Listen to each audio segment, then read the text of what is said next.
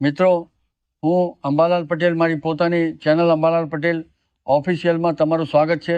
મિત્રો, આજે ગુજરાતના વાતાવરણમાં પલટો આવ્યો છે અને ખાસ ચોમાસાને લઈને પણ મોટા સંકેતો સામે આવ્યા છે.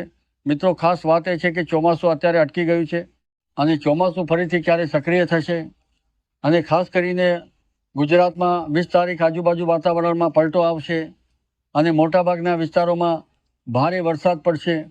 મિત્રો, ત્યારબાદ ગુજરાતમાં ચોમાસાનો પ્રવેશ ક્યારે થશે, વાવણી માટે અનુકૂળ પરિસ્થિતિ ક્યારે બનશે અને જૂન મહિનાના વરસાદને લઈને કયા મહત્વપૂર્ણ સંકેતો મળી છે. મિત્રો, અત્યારે નરત્યનું ચોમાસું શરૂઆતના તબક્કામાં ખૂબ ઝડપથી આગળ વધી રહ્યું હતું અને હાલની પરિસ્થિતિને જોતા અમારી આ આગાહી સાચી સાબિત થતી જોવા મળી રહી છે. મિત્રો, અત્યારે શક્ય છે કે આ વર્ષે એક નવો રેકોર્ડ પણ સર્જાય, કારણ કે ચોમાસું ખૂબ ઓછા દિવસો માટે રોકાઈને ફરીથી સક્રિય થઈ શકે છે. હાલના સંકેતો અનુસાર આગામી 48 કલાકની અંદર એટલે કે 15મી અથવા 16મી જૂનથી ચોમાસું ધીમે ધીમે ફરી આગળ વધવાનું શરૂ કરી શકે છે. જોકે અત્યાર સુધી જે મજબૂત ગતિ જોવા મળી હતી તે હાલમાં નબળી પડી ગઈ છે. તેમ છતાં ચોમાસું ફરીથી સક્રિય થશે તેવી શક્યતાઓ ખૂબ જ પ્રબળ બની રહી છે. હાલ બંગાળની ખાડી અને અરબ સાગરમાં કોઈ ખાસ મજબૂત સિસ્ટમ સક્રિય નથી, જેના કારણે ચોમાસાની ગતિ પર અસર પડી છે. પરંતુ ગુજરાત માટે આશાજનક સમાચાર એ છે કે લગભગ 15મી જૂનની આસપાસ એકાદ દિવસ આગળ કે પાછળ ગુજરાતના કેટલાક વિસ્તારોમાં ચોમાસાનો પ્રવેશ થઈ શકે. જોકે ખાસ નોંધવા જેવી બાબત એ છે કે આ પ્રથમ તબક્કામાં સમગ્ર ગુજરાતને લાભ મળશે નહીં, પરંતુ મુખ્યત્વે દક્ષિણ ગુજરાત અને સૌરાષ્ટ્રના કેટલાક સીમિત વિસ્તારોમાં વાવણી લાયક વરસાદ મળવાની શક્યતા વધુ છે. અમે ઘણા સમયથી આપને જણાવી રહ્યા છીએ કે 15મી જૂનની આસપાસ થનારી વાવણી સાર્વત્રિક નહીં હોય, પરંતુ સીમિત વિસ્તારોમાં જે ખેડૂતોને તેનો લાભ મળશે.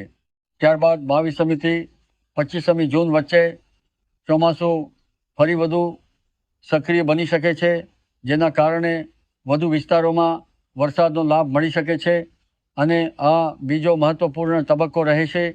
ત્યાર પછી 28મી જૂનથી ત્રીજો તબક્કો શરૂ થવાની શક્યતા છે, જેમાં સમગ્ર ગુજરાતમાં સાર્વત્રિક રીતે ચોમાસું બેસી જાય અને મોટાભાગના વિસ્તારોમાં વાવણી માટે અનુકૂળ પરિસ્થિતિ સર્જાય તેવી સંભાવનાઓ દેખાઈ રહી છે. એટલે કે આ વર્ષે વાવણી 3 અલગ અલગ તબક્કામાં થવાની શક્યતા વધુ છે અને ખેડૂતો માટે યોગ્ય સમયની પસંદગી અત્યંત મહત્વપૂર્ણ બની રહી છે. અમે એપ્રિલ મહિનાથી સતત જે આગાહી કરતા આવ્યા છીએ કે ચોમાસું મહારાષ્ટ્ર વિસ્તારમાં આવીને રોકાશે, તે આગાહી હાલની પરિસ્થિતિમાં સાચી સાબિત થઈ રહી છે. IMD દ્વારા જાહેર કરવામાં આવતા સેટેલાઇટ મેપમાં પણ સ્પષ્ટપણે જોવા મળી રહ્યું છે કે 8મી જૂન પછી ચોમાસાની રેખામાં કોઈ નોંધપાત્ર પ્રગતિ થઈ નથી અને ચોમાસું મહારાષ્ટ્ર વિસ્તારમાં અટકી ગયું છે. હવે સૌની નજર આગામી 2 થી 3 દિવસ પર રહેશે કે ચોમાસું કઈ ઝડપે આગળ વધે છે અને ગુજરાત તરફ તેની અસર કેવી રીતે જોવા મળે છે. એક બીજી મહત્વની બાબત પણ નોંધવા જેવી છે કે અમે અગાઉ પણ જણાવ્યું હતું કે જૂન મહિનામાં દર વર્ષની સરખામણીએ આ વર્ષે વરસાદ થોડો ઓછો રહેવાની સંભાવના છે અને હાલની પરિસ્થિતિ પણ એ જ દિશામાં સંકેત આપી રહી છે. તેથી ખેડૂતો સહિત તમામ લોકોએ હવામાનની અપડેટ માહિતી પર સતત નજર રાખવી ખૂબ જરૂરી બની રહેશે, જેથી યોગ્ય સમયે યોગ્ય નિર્ણય લઈ શકાય. તો મિત્રો, મહારાષ્ટ્રમાં ચોમાસું કેમ અટક્યું, ચોમાસું ફરીથી ક્યારે સક્રિય થશે, ગુજરાતમાં ચોમાસાનો પ્રવેશ ક્યારે થશે અને વાવણી માટે ક્યારે અનુકૂળ પરિસ્થિતિ સર્જાશે, તેની સંપૂર્ણ માહિતી આપવાનો અમે પ્રયત્ન કર્યો છે.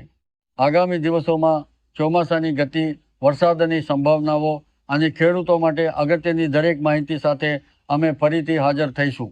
જો આ માહિતી આપને ઉપયોગી લાગી હોય અને આપને આવી જડ વિશ્વસનીય હવામાન સંબંધિત માહિતી નિયમિત રીતે મેળવવી હોય તો વિડીયોને લાઇક કરવાનું ભૂલશો નહીં અને અમારી ચેનલને સબસ્ક્રાઈબ કરીને બેલ આઇકન જરૂર દબાવી દેજો, જેથી આવનારી દરેક મહત્વપૂર્ણ અપડેટ સૌથી પહેલાં આપ સુધી પહોંચી શકે.